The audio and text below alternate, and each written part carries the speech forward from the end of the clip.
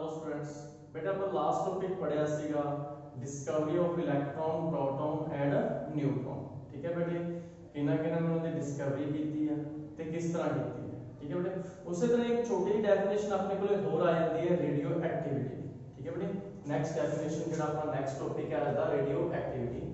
हाँ जी, radio activity कुछ बच्चों को तो पता भी होएगा इनका डिस्कवर किया सी बैकबिल ने इन 1896 ਦੇ ਵਿੱਚ। ठीक है बेटे, की डेफिनेशन की है। ठीक है, it is the phenomena of the spontaneous की अंदर कंटीन्यूअस एमिशन किसी चीज का निकलना of radiation by the certain elements like uranium, radium etcetera. The elements emitting such radiation are called radioactive elements। ਤੇ ਜਿਹੜਾ ਇਹ ਪ੍ਰੋਸੈਸ ਹੁੰਦਾ ਹੈ, ਠੀਕ ਹੈ, ਇਹਨੂੰ ਆਪਾਂ ਇਸ ਫਿਨੋਮੀਨਾ ਨੂੰ ਕੀ ਕਹਿੰਦੇ ਨੇ, ਰੇਡੀਓ ਐਕਟੀਵਿਟੀ। ਦੇਖੋ ਬੇਟੇ, ਕੁਝ ਸਬਸਟੈਂਸ ਨੇਚਰ ਦੇ ਵਿੱਚ ਇਹੋ ਜਿਹੇ ਹੁੰਦੇ ਆ ਜਿਹੜੇ ਕੰਟੀਨਿਊ ਆਪਦੇ ਵਿੱਚੋਂ ਰੇਡੀਏਸ਼ਨ ਨੂੰ ਕੀ ਕਰਦੇ ਰਹਿੰਦੇ ਆ, ਐਮਿਟ ਕਰਦੇ ਰਹਿੰਦੇ ਆ। ਉਹਨਾਂ ਸਬਸਟੈਂਸਿਸ ਨੂੰ ਆਪਾਂ ਕੀ ਕਹਿ ਦਿੰਦੇ ਆ, ਰੇਡੀਓ ਐਕਟਿਵ ਸਬਸਟੈਂਸ। ਠੀਕ ਹੈ ਬੇਟੇ, ਤੇ ਇਸ ਫਿਨੋਮੀਨਾ ਨੂੰ ਕੀ ਕਹਿ ਦਿੰਦੇ ਆ ਆਪਾਂ, ਰੇਡੀਓ ਐਕਟੀਵਿਟੀ। ठीक है बेटे, छोटी जी डेफिनेशन है, ये भी पूछी जा सकती है कि रेडियो एक्टिविटी की होती है तो किने डिस्कवर की थी। ठीक है बेटे, ये भी नोट कर लेनी है। फिर नेक्स्ट जेड़ा बेटे अपने को मेन इंपॉर्टेंट टॉपिक चल रहे हैं हुन अपने कोले मॉडल ऑफ एटम। ठीक है, अलग-अलग साइंटिस्ट आए, उन्होंने अपने अलग-अलग मॉडल ऑफ एटम दिते। ठीक है, सब तो पहले हम जो अपन गल कर रहे हैं J Thomson model, Thomson's model of atom. ठीक है, इनो अपन रेजनिंग पॉडिंग मॉडल भी कह देते हैं या वाटरमिलन मॉडल भी कह देते हैं। ठीक है बेटे, थॉमसन ने एक्सपेरिमेंट किया 1898 ਦੇ ਵਿੱਚ। ਉਹਨੇ ਇੱਕ ਐਟਮ ਦਾ ਮੋਡਲ ਬਣਾਇਆ। ਠੀਕ ਹੈ, ਉਹਨੇ ਕੀ ਕੀਤਾ, 네ਗੇਟਿਵ ਚਾਰਜ ਨੂੰ ਡਿਸਟ੍ਰੀਬਿਊਟ ਕਰਤਾ ਐਟਮ ਦੇ ਵਿੱਚ। ਠੀਕ ਹੈ, ਤੇ ਜਿਹੜਾ ਇਹ ਸਫੀਅਰ ਸੀਗਾ ਇਹਨੂੰ ਸਾਰਿਆਂ ਨੂੰ ਪੋਜ਼ਿਟਿਵ ਚਾਰਜ ਕਰਤਾ। ਇਹਨੂੰ ਸਾਰਿਆਂ ਨੂੰ ਕੀ ਕਰਤਾ ਉਹਨੇ, ਪੋਜ਼ਿਟਿਵ ਚਾਰਜ। ਜਿਵੇਂ ਕਿ ਆਪਾਂ ਦੇਖਦੇ ਹਾਂ ਵਾਟਰਮੈਲਨ ਦੇ ਵਿੱਚ, ਵਾਟਰਮੈਲਨ ਦੇਖਦੇ ਆ, ਵਾਟਰਮੈਲਨ ਦਾ ਜਿਹੜਾ ਖਾਣ ਵਾਲਾ ਪਾਰਟ ਹੁੰਦਾ ਹੈ ਉਹਦੇ ਨੇ ਸਫੀਅਰ ਪੋਜ਼ਿਟਿਵ ਚਾਰਜ ਕਹਿਤਾ, ਤੇ ਜਿਹੜੇ ਉਹਦੇ ਛੋਟੇ ਛੋਟੇ ਬੀਜ ਹੁੰਦੇ ਨੇ ਉਹਨਾਂ ਨੂੰ ਉਹਨੇ ਕੀ ਕਹਿਤਾ, 네ਗੇਟਿਵ ਚਾਰਜ। ਕਹਿੰਦਾ ਜਿਹੜਾ ਐਟਮ ਹੁੰਦਾ ਹੈ ਵਾਟਰਮੈਲਨ ਦੀ ਸ਼ੇਪ ਦਾ ਹੁੰਦਾ ਹੈ, ਵੀ ਜਿਵੇਂ ਵਾਟਰਮੈਲਨ ਦੇ ਵਿੱਚ ਜਿਹੜਾ ਰੈੱਡ ਪਾਰਟ ਖਾਣ ਵਾਲਾ ਪਾਰਟ ਹੁੰਦਾ ਹੈ, ਠੀਕ ਹੈ, ਈਟ ਕਰਨ ਵਾਲਾ ਪਾਰਟ, ਉਹਦੇ ਇੱਕ ਪੋਜ਼ਿਟਿਵ ਸਫੀਅਰ ਹੋਇਆ, ਮਤਲਬ ਉਹ ਪੋਜ਼ਿਟਿਵ ਚਾਰਜ ਹੋ ਗਿਆ। ਠੀਕ ਹੈ, ਜਿਹੜੇ ਉਹਦੇ ਛੋਟੇ ਛੋਟੇ ਸੀਡਸ ਨੇ ਉਹਨਾਂ ਨੂੰ ਕੀ ਕਹਤਾ, ਉਹਨੇ ਵਿੱਚ ਡਿਸਟ੍ਰੀਬਿਊਟ ਕਰਤਾ 네ਗੇਟਿਵ ਚਾਰਜ ਵਿੱਚ। ਠੀਕ ਹੈ ਬੇਟੇ, ਇਹ ਵੀ ਰੋਂਗ ਸੀਗਾ, ਮਤਲਬ ਫੇਲ ਹੋ ਗਿਆ ਜੀ। फिर उस तो बाद बेटे आया अपने को रदरफोर्ड मॉडल ऑफ एटम या डिस्कवरी ऑफ न्यूक्लियस भी कह रहे हैं आप, डिस्कवरी ऑफ न्यूक्लियस। ठीक है बेटे, रदरफोर्ड ने 1911 ਦੇ ਵਿੱਚ, ਠੀਕ ਹੈ, ਕੀ ਕੀਤਾ, ਇੱਕ ਐਕਸਪੈਰੀਮੈਂਟ ਕੀਤਾ ਮॉडल ऑफ एटम ਦੇ ਲਈ, ਤੇ ਬਹੁਤ ਹੱਦ ਤੱਕ ਇਹ ਐਕਸਪੈਰੀਮੈਂਟ ਕੀ ਸੀ ਬੇਟੇ, ਸਹੀ ਸੀਗਾ। ਠੀਕ ਹੈ, ਕੀ ਹੋਇਆ, discovery of nucleus, nucleus the discovery ਕੀ ਸੀ ਕਹਿੰਦੇ ਵਿੱਚ ਬੇਟੇ, ਰੇਡੀਅਮ ਲਿਆ, ਆਪਾਂ ਨੂੰ ਪਤਾ ਅਲਫਾ ਰੇਸ ਨਿਕਲਣੀ ਹੈ ਉਹਦੇ ਵਿੱਚੋਂ, ਇੱਕ ਥਿਨ ਫੋਇਲ ਗੋਲਡ, ਮਤਲਬ ਕਿ ਗੋਲਡ ਲੀਫ ਲੈਣੀ ਹੈ, ਛੋਟੀ ਜਿਹੀ ਗੋਲਡ ਦੀ ਕੀ ਲੈਣੀ ਪੱਤੀ, ਤਾਂ ਆਪਾਂ ਨੂੰ ਪਤਾ ਹੈ ਕੋਈ ਵੀ ਚੀਜ਼ ਹੈ, ਮੈਟਰ ਹੈ, ਉਹਦੇ ਵਿੱਚ ਐਟਮਸ ਹੋਣਗੇ। ਠੀਕ ਹੈ, ਛੋਟੇ ਛੋਟੇ ਐਟਮ ਪਏ ਉਹਦੇ ਵਿੱਚ। ਕੀ ਕੀਤਾ, ਅਲਫਾ ਪਾਰਟੀਕਲਸ ਦੇ ਉੱਪਰ ਬੁਛਾਰ ਬੰਬਾਰਡਿੰਗ ਕਰਵਾਈ, ਪਿੱਛੇ ਇੱਕ ਸਕਰੀਨ ਲੈ ਲਈ। ਠੀਕ ਹੈ, ਜ਼ਿੰਕ ਸਲਫਾਈਡ ਦੀ ਕੀ ਲੈ ਲਈ, ਸਕਰੀਨ, ਤੇ ਦੇਖਿਆ ਜਿੰਨੇ ਜਿੰਨੇ ਰੀਜਨ ਦੇ ਵਿੱਚ ਇਹ ਫੋਇਲ ਪਈ ਸੀ, ਠੀਕ ਹੈ, ਉਸ ਰੀਜਨ ਦੇ ਵਿੱਚ ਬਹੁਤ ਸਾਰੇ ਅਲਫਾ ਪਾਰਟੀਕਲ ਸਟ੍ਰਾਈਕ ਕਰ ਰਹੇ ਸੀ। ਬਹੁਤ ਸਾਰੇ ਅਲਫਾ ਪਾਰਟੀਕਲ ਕੀ ਕਰ ਰਹੇ ਸੀਗੇ, ਸਟ੍ਰਾਈਕ ਕਰ ਰਹੇ ਸੀ, ਮਤਲਬ ਇੱਥੇ ਬਾਰ-ਬਾਰ ਗਲੋ ਹੋ ਰਿਹਾ ਸੀ ਇਸ ਰੀਜਨ ਦੇ ਵਿੱਚ। ਇਸ ਰੀਜਨ ਦੇ ਵਿੱਚ ਕੀ ਹੋ ਰਿਹਾ ਸੀ, ਬਾਰ-ਬਾਰ ਗਲੋ। ਤੇ ਕੁਝ ਦੇਖਿਆ ਉਹਨੇ, ਕੁਝ ਇਸ ਰੀਜਨ ਦੇ ਵਿੱਚ ਤੇ ਗਲੋ ਹੋ ਰਿਹਾ ਸੀਗਾ ਕਿਉਂਕਿ ਇਹ ਫੋਇਲ ਦੇ ਬਰਾਬਰ ਸੀਗਾ, ਤੇ ਕੁਝ ਇੱਥੇ ਵੀ ਸਟ੍ਰਾਈਕ ਕਰ ਰਹੇ ਸੀ। ਠੀਕ ਹੈ, कुछ पार्टिकल्स की हो रहा सीगा, इथे भी स्ट्राइक कर रहे सी, ग्लो कर रहे सीगे, ते बहुत ही घट पार्टिकल जेडी डायरेक्शन दे विच गए उसे डायरेक्शन दे विच की आ गए, हो वापस आ गए। ठीक है, बहुत ही घट की उन्होंने ऑब्जर्वेशन की थी। ऑब्जर्वेशन की सी most of the alpha particles, मतलब 99.9 100 ਦੇ ਵਿੱਚੋਂ 99.9 ਜਿਹੜੇ ਸੀਗੇ pass through the foil without undergoing any deflection, बिना कोई डिफ्लेक्शन कीते 99.9 ਜਿਹੜੇ ਸੀਗੇ ਆਪਣੇ ਕੋਲ ਅਲਫਾ ਪਾਰਟੀਕਲ ਉਹ ਫੋਇਲ ਨੂੰ ਕੀ ਕਰ ਗਏ, ਪਾਸ ਕਰ ਗਏ। ਠੀਕ ਹੈ, ਤੇ ਸਟ੍ਰਾਈਕ ਕੀਤੇ ਤਾਂ ਆਪਾਂ ਪਤਾ ਲਗਾ ਲਿਆ। ਉਸ ਬਾਅਦ few alpha particle underwent deflection through small angle, मतलब कुछ alpha particle जिन्हें आए small angle से डिफ्लेक्ट हो गए, कुछ alpha particle आए small angle से की हो गए बेटे, डिफ्लेक्ट हो गए, कुछ alpha particles आए।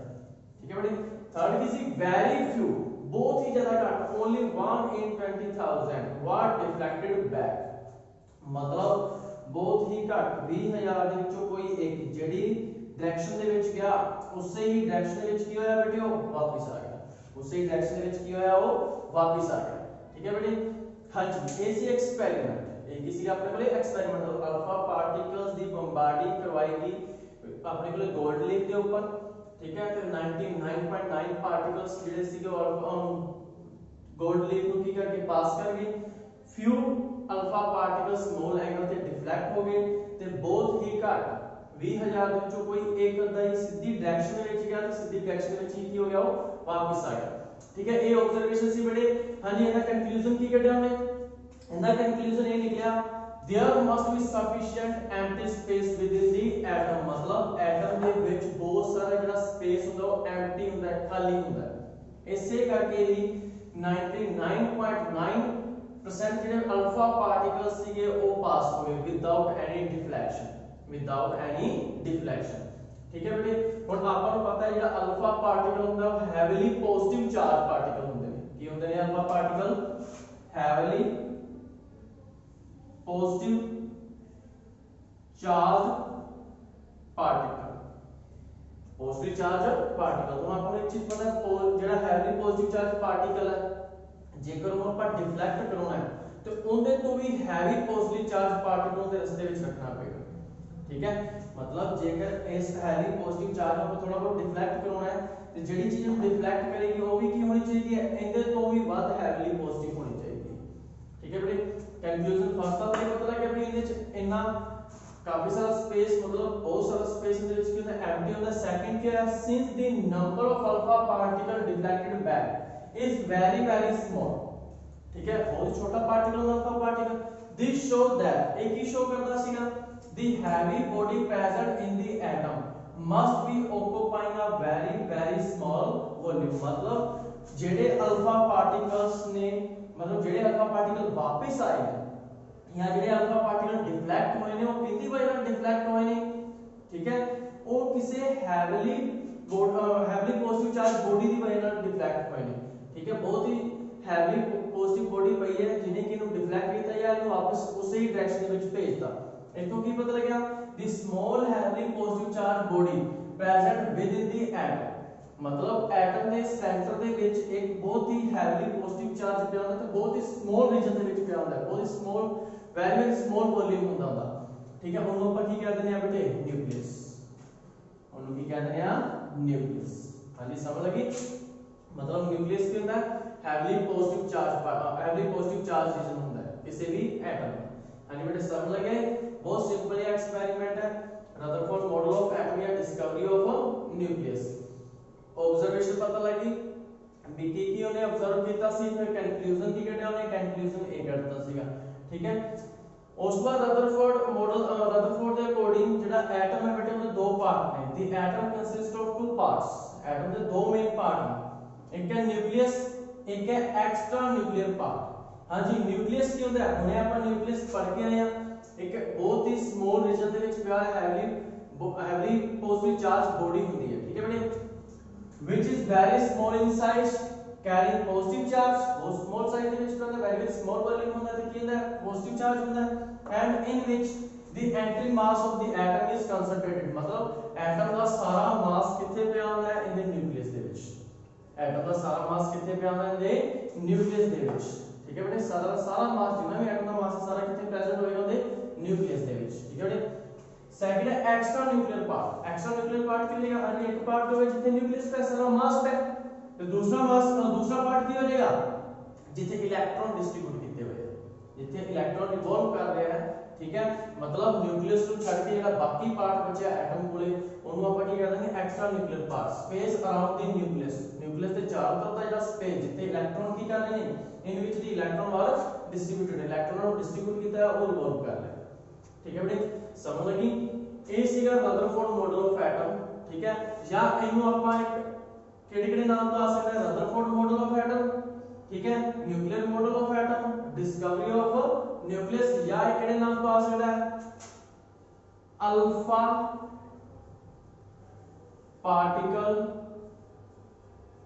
ਸਕੈਟਰਿੰਗ एक्सपेरिमेंट या इस नाम को पूछा जा सकता है। कंफ्यूज नहीं होना, तीन नाम ने बने थे, रदरफोर्ड मॉडल ऑफ एटम हो गया मतलब न्यूक्लियर मॉडल ऑफ एटम, या डिस्कवरी ऑफ न्यूक्लियस की हुई सी, या अल्फा पार्टिकल स्कैटरिंग एक्सपेरिमेंट। ठीक है, रदरफोर्ड ने किया सी ये। ठीक है, समझ लग गई बेटे, बहुत ही सिंपल है दी ऑब्जर्वेशन दी कंक्लूजन ते इथे अपन ਨੂੰ न्यूक्लियस ਦਾ पता लग गया सीगा। ठीक है बेटे, दो पार्ट होने दसते सीगे। ठीक है बेटे, समझ लगी, बहुत सिंपल है टॉपिक है। आगे बेटे इनके बारे आएगा कुछ इनके लिमिटेशंस, उस तो पहले ਆਪਾਂ छोटे छोटे और डेफिनेशंस करके आएंगे, atomic number, atomic mass, isotope, isobar, इस तरह की बहुत सारी छोटी छोटी डेफिनेशंस विच होंगी। ठीक है, पहला ਆਪਾਂ ਉਹ पढ़ांगे, फिर इनकी ਆਪਾਂ पढ़ांगे किथे ਦੀਆਂ लिमिटेशंस सी, किथे फेल होया सी, फिर ਇਹਨੂੰ ਕੀ ਇਹਦੀ ਜਿਹੜੀ ਲਿਮਿਟੇਸ਼ਨ ਸੀ ਉਹ ਕਿਹਨੇ ਦੂਰ ਕੀਤੀਆਂ, ਕਿਹੜੇ ਸਾਇੰਟਿਸਟ ਨੇ ਆ ਕੇ ਦੂਰ ਕੀਤੀਆਂ ਤੇ ਉਹਨੇ ਕੀ ਦੱਸਿਆ ਉਸ मॉडल ऑफ एटम बारे। ठीक है, समझ लगी बेटे, आई होप आज का टॉपिक ਤੁਹਾਨੂੰ ਵਧੀਆ